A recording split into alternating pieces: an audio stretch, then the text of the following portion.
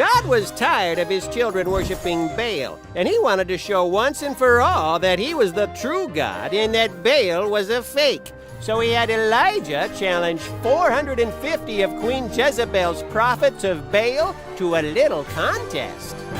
I love contests. What kind was it? Pie eating? A potato sack race? No, this was ancient Israel, not the county fair. Elijah had them build 2 altars. An altar was a pile of stones where they would burn a sacrifice for God, either grain or an animal they'd use for food. In this case, it was 2 bulls.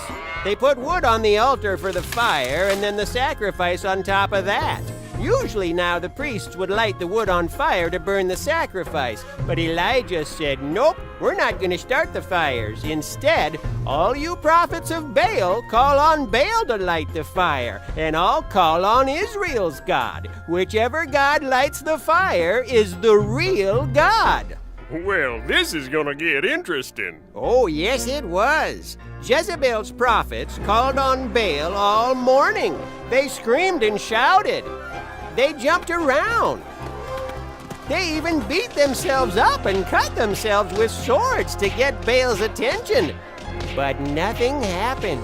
After a few hours, Elijah started making fun of Baal. He said, maybe your God is asleep, or maybe he's in the bathroom. Wait, he actually said maybe your God is in the bathroom? Different Bibles interpret this Hebrew phrase different ways, either as busy or as relieving himself, which means going to the bathroom.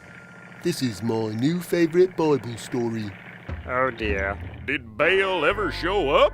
Of course not. He's fake. Now it was Elijah's turn. Only to make God's power even more clear, he drenched his altar with water. The sacrifice, the wood, everything, all soaking wet. Wait, how's God gonna light it on fire if it's all wet?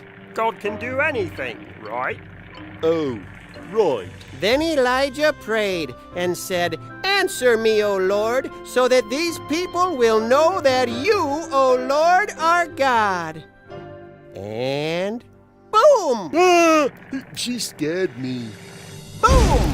Fire came down from heaven. It burned up the sacrifice, burned up the wood, and even burned up the rocks and the water that was on the ground. Whoa, I bet that got the people's attention. It sure did. All the people fell on their faces and cried out, "The Lord, He is God!